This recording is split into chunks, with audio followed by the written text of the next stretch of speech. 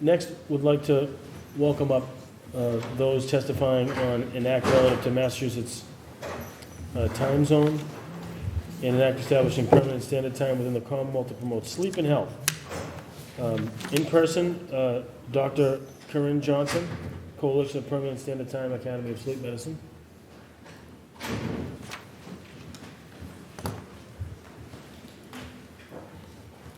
Thank you, Chairman Collins, Chairman Cabral, and committee members. My name is Dr. Karin Johnson. I grew up here in Boston, and I'm a professor of neurology and a practicing sleep medicine specialist in Springfield, Massachusetts.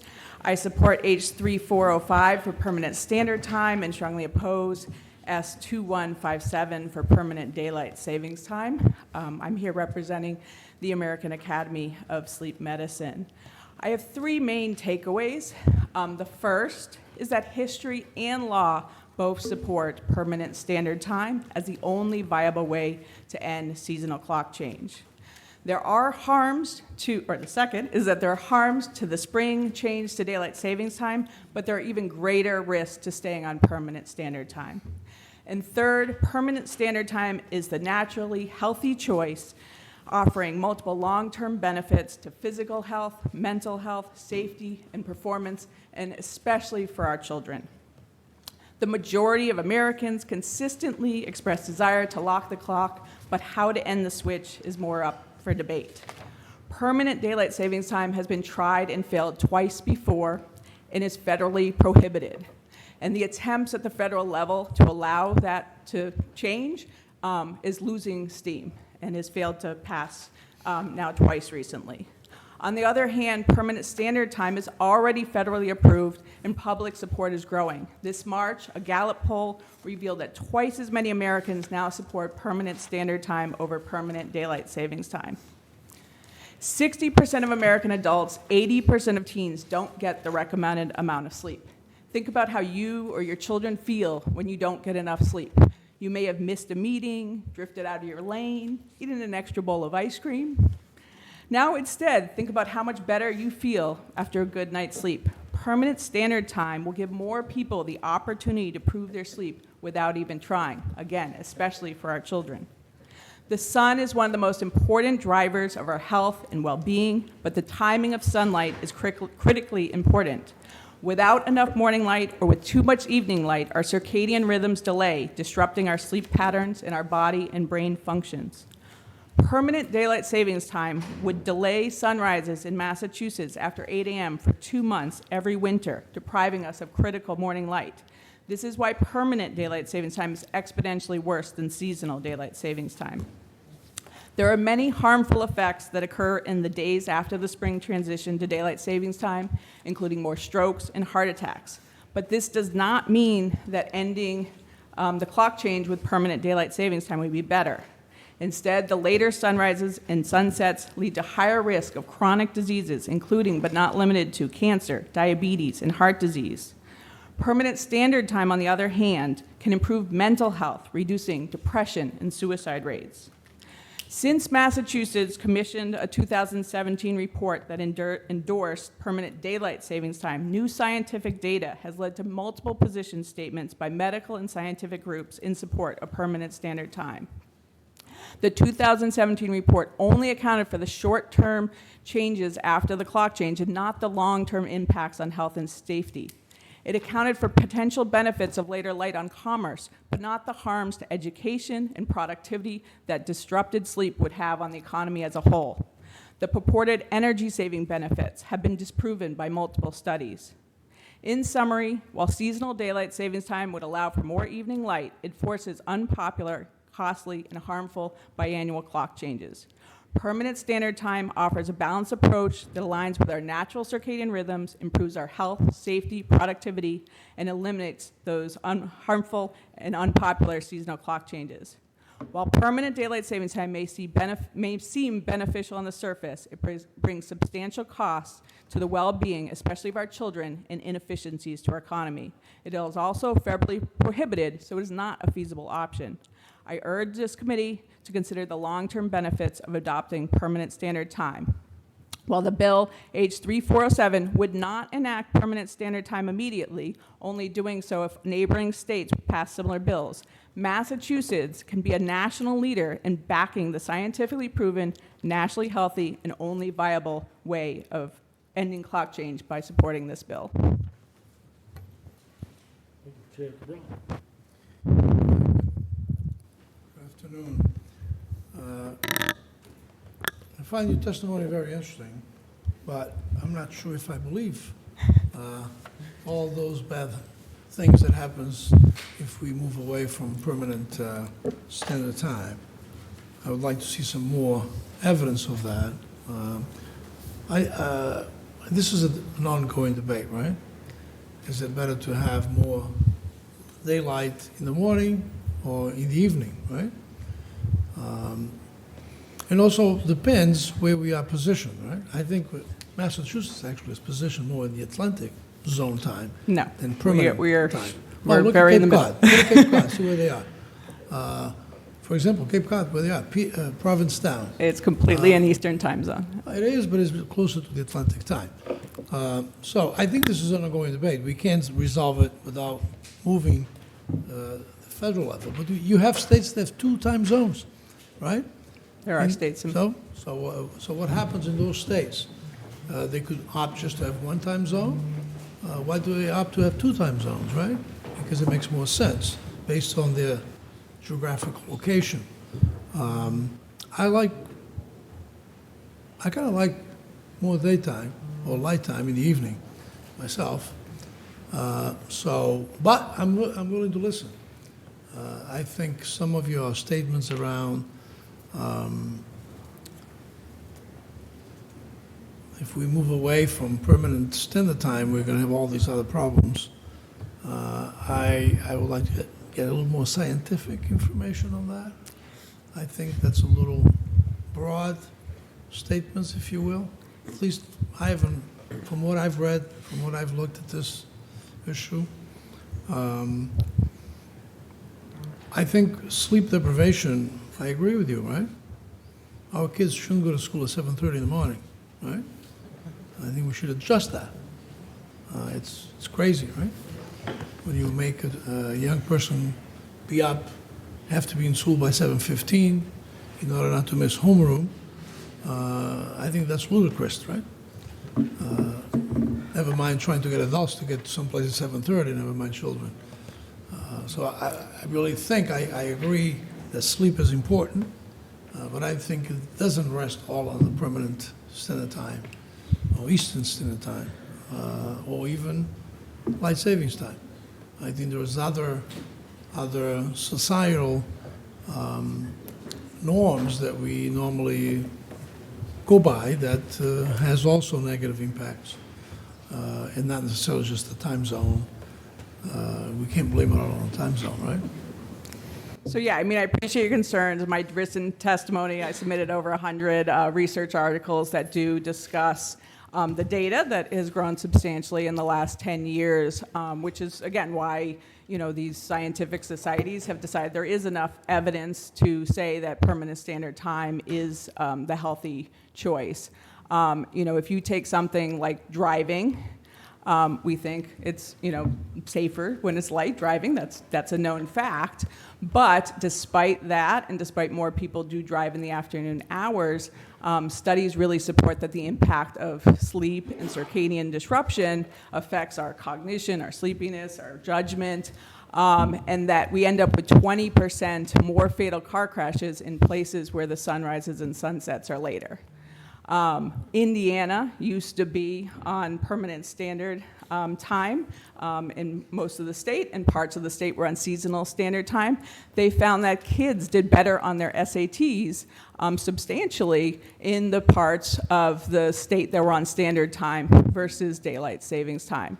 We have studies out of other countries that tried permanent daylight savings time and had been on seasonal daylight savings time and then decided it was unpopular and didn't go well and went to permanent daylight savings time. And they found the highest rates of seasonal depression in adolescents in the when they were on the permanent daylight savings time for 3 years, and the lowest rates when they were on permanent standard time, and in the middle when they were on seasonal daylight savings time. So we do have these natural experiments. We have other experiments looking at where the timing of sunrises and sunsets and how that affects, again, cancer, suicide, depression, heart disease. We have growing number of outcomes that we do have very strong data that show how important sleep, and it's not just how many hours of sleep, but it's also how our bodies relate to our circadian rhythms. Our circadian rhythms tell us, help us sleep and when to go to sleep and get up, but they also tell us how to process our food and how to have our cells grow and repair. It's really critical for every function in our whole body. And that's why we see these impacts not only on our health, but also on our brain function. There's an interesting study that showed after the time change that judges make stronger a statement and put people, in jail longer in the weekend after daylight savings time than they do at other times of year. So it's impacting how people are making decisions. We have data on sleep and circadian rhythms affecting things like racial profiling and whether police are more likely to shoot the wrong person. And so it really, does impact every aspect of our lives. And certain populations are more at risk. Again, our children. And then the other group is anyone that has work start times before 8:30 in the morning. And that disproportionately falls on lower income workers. It falls upon racial minorities. And so, the people that we want to be getting there and getting our cafes open and our farmers, our construction workers, they're the ones that don't have the option to just sleep in later. And for the kids, if we were to go to permanent daylight savings time and it would still be dark to 8:20 in the morning, to get the same benefits of later school start times, instead of the general recommendation of starting schools at 8:30, that would have to be pushed to 9:30. Well, I think the whole issue of starting school, let's talk about children, starting school at the time that we start, it just doesn't make any sense, right? Both physically, mentally, and sleep deprivation, right? But in order to make those changes, you'd have to change the whole schedule, if you will, of society.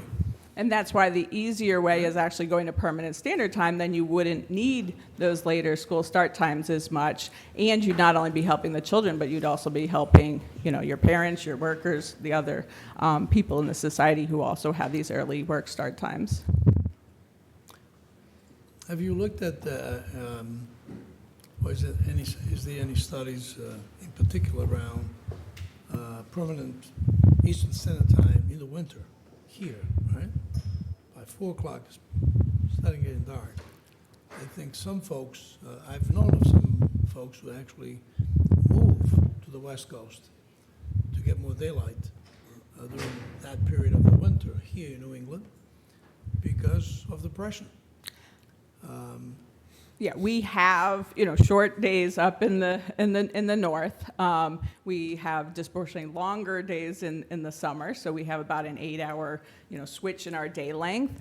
And a lot of people confuse daylight savings time with summer. We love summer, and so a lot of people in our mind say, "Oh, I want daylight saving time. That is summer," but standard time is not winter. Standard time just more aligns the sun to the middle of the day, but you get the same amount of light.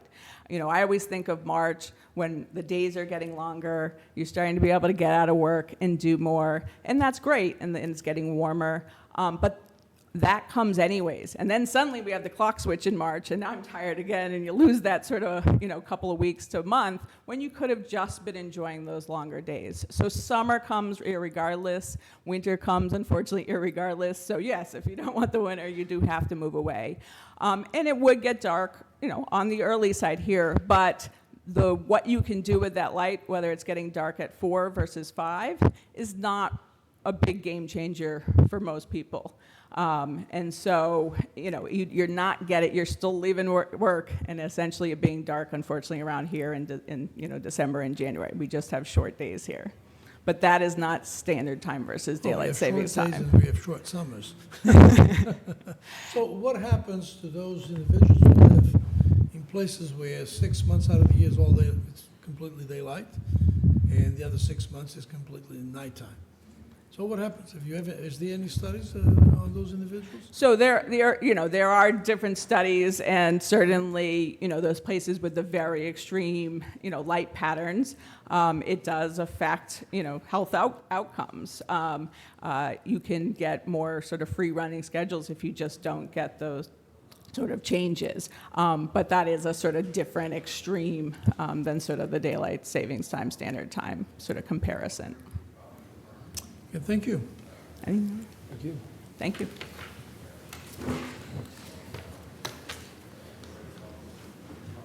Fascinating. I'd like to invite Elizabeth Johnson from WalkBike Springfield. Really, the bird always gets the one.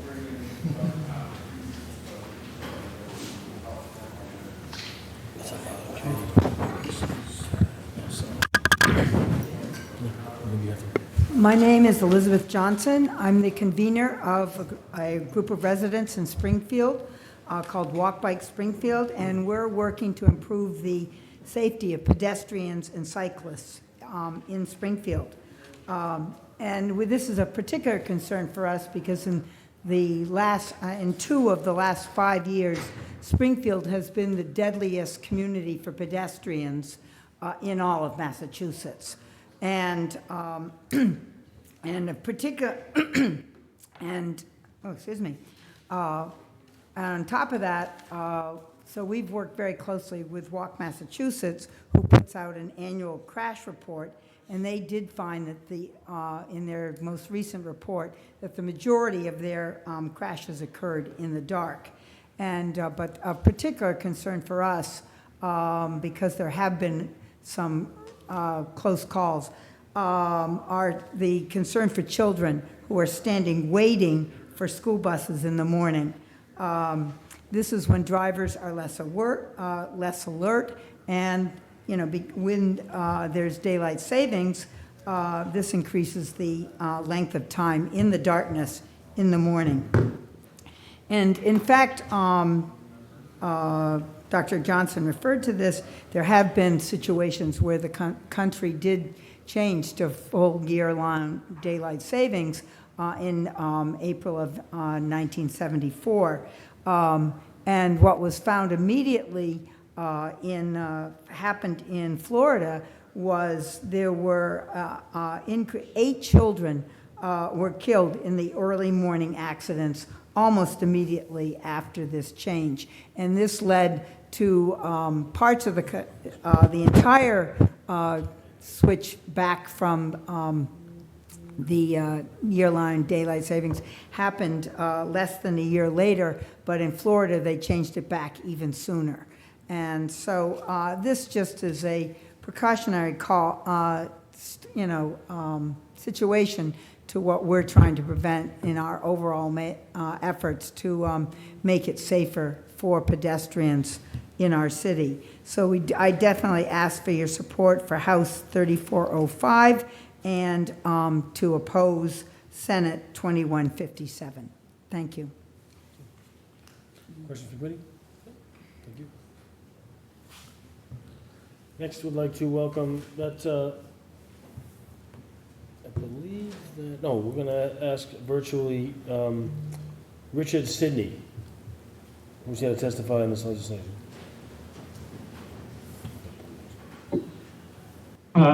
Thank you, Chair Collins and Vice Chair Tyler and committee members. My name is Richard Sidney. I live in Natick, Massachusetts. I am a member of the Select Board, but I want to be clear, I'm here speaking strictly as a private citizen. I support H.3405 and I oppose 2157. We need to stop changing our clocks. They disrupt sleep.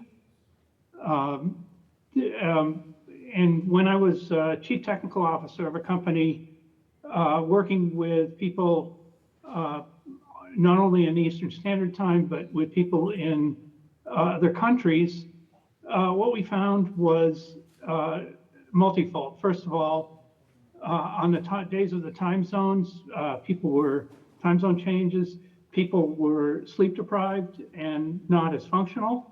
But not only that, people also missed meetings. That's very costly for a company when people don't show up for meetings and the time is wasted. I'm going to keep this really brief. I urge you to read deeply Dr. Karin Johnson's written testimony. She cites a number of studies that support standard time versus daylight savings time. There's a lot of studies that support that. I urge you to support H.3405 for permanent standard time, and I thank you for the opportunity to speak.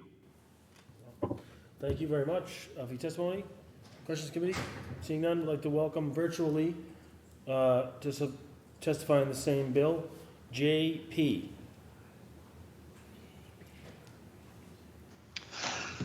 Good morning. Hello, Mr. Chair, members of the committee. Thank you for having me here. My name is Mr. JP, spelled J-A-Y. Last name is P-E-A. I'm speaking to you as the president of the nonprofit Save Standard Time here in Arizona, operating across the country. I'm also the co-chair of the Coalition for Permanent Standard Time, a group of 8 nonprofits for health and safety. We want to ask for a yes vote on House 3405 and a no on Senate 2157. Eastern Standard Time is defined by the 75th meridian west of Greenwich, which roughly runs through Utica, about 200 miles to your west, whereas Atlantic Standard Time is defined by 60 degrees west, which runs through about Sidney, Nova Scotia, about 600 miles to your east. So you are much closer to Eastern Standard Time. You are within the ideal boundaries of Eastern Standard Time. Atlantic Standard Time would be the permanent daylight time by another name. Daylight saving time is a mandate to wake early. When you turn your clock ahead 1 hour in the spring, the next morning your alarm clock sounds an hour earlier than it did the day before, and it continues to sound an hour earlier than it was on standard time until you put it back to standard time. Now, if people really like daylight saving time, they would be waking themselves up earlier. But with permanent daylight time under the Senate bill, this would be putting the sunrise past 8 in the morning in the Commonwealth for 2 months, making the sunrise as late as 8:20 in the morning. It's been tried twice before and quickly repealed due to unpopularity and disruption to business, and even in some cases, unfortunately, deaths. That's why it's federally prohibited, and it's never been granted to entire states. Changing time zones is really intended for county by county. Eastern Standard Time, the House bill, would be much better. It's pre-approved by federal law. It has a wonderful pact built in.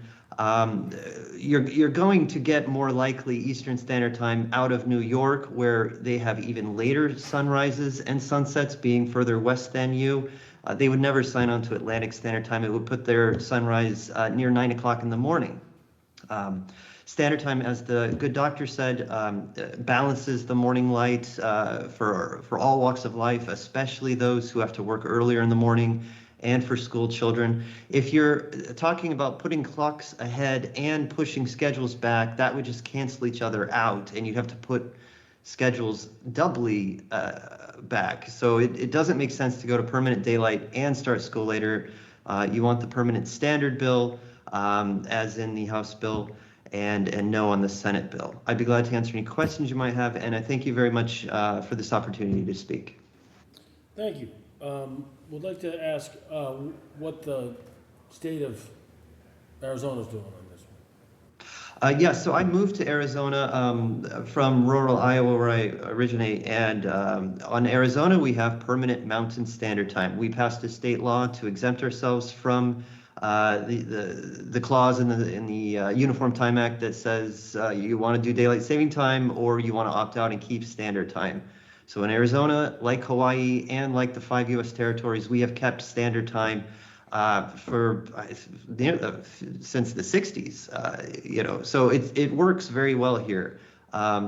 We ease into summer, we ease into winter. Nobody would ask to change clocks here, and nobody would be wanting us to be starting work in the dark either, which is what daylight time would be having you do in the winter. What time is it out there now? I have 9:27 on my clock. Oh, wow. Yes, I had to get up early for this. Yeah. Wow. Be nice if this hearing was just that. Thank you very much for your testimony. Interesting to hear from your perspective. Any questions for the committee? Thank you. Next, would like to welcome to testify virtually as well, Tom Emswiler. Yes, that's me. Can you hear me? Yes. Thank you. Okay. Chair Collins, Vice Chair Tyler, and members of the committee. I'm Tom Emswiler from Quincy, Massachusetts. I'm here to urge your support for S.2157, which would extend our observance of summertime from 8 months of the year to year-round. In addition to losing those awful dark afternoons, we'd also see health benefits from losing Sleepy Monday every spring, a dangerous day where we give millions of people jet lag. I am grateful to Senator Keenan for introducing this bill and for co-sponsors, Joint Committee Member Senator Roush and Representative Barber. The U.S. Senate held a hearing on this issue in April. The Commerce, Science, and Transportation Committee heard from the National Golf Course Owners Association, who said permanent summertime would result in an additional 23 million rounds of golf played and over $1 billion, billion with a B, in new green fee revenue alone. Our own Senator Ed Markey spoke in favor. As I'm sure you know, he's a lead co-sponsor of a similar federal proposal. A few years ago, this legislature created the Special Commission on the Commonwealth's Time Zone. I was honored to serve on it. In November 2017, by a vote of 9-1, we endorsed a careful, deliberate regional move with other states to observe Atlantic Standard Time year-round, effectively the same as having daylight saving time year-round. For 8 months a year, there would be no change. This bill would have us join with other states to petition the U.S. Department of Transportation to allow us to move to Atlantic Standard Time. Our commission found that Atlantic Standard Time could encourage residents to dine out and shop more. Extra daylight could also save energy and reduce greenhouse gas emissions without the need for artificial light. Eliminating the spring forward could reduce heart attacks, car accidents, workplace accidents, and cyber loafing. I also urge members of the committee to oppose efforts to move Massachusetts to permanent Eastern Standard Time. If that proposal was adopted, driving west on the Mass Pike into New York State would cause you to spring forward despite moving towards the Pacific Ocean. Truly a backwards move. Eastern Standard Time year-round will result in sunrises at 4 a.m., meaning it will get light at 3:30 a.m. With apologies to the early morning joggers, this is an unwise move. I appreciate the Joint Committee holding this hearing. Our commission met throughout 2017, studied the issue, and recommended we make this change. S.2157 would get us there. Thank you. Question from the committee? Thank you for your testimony.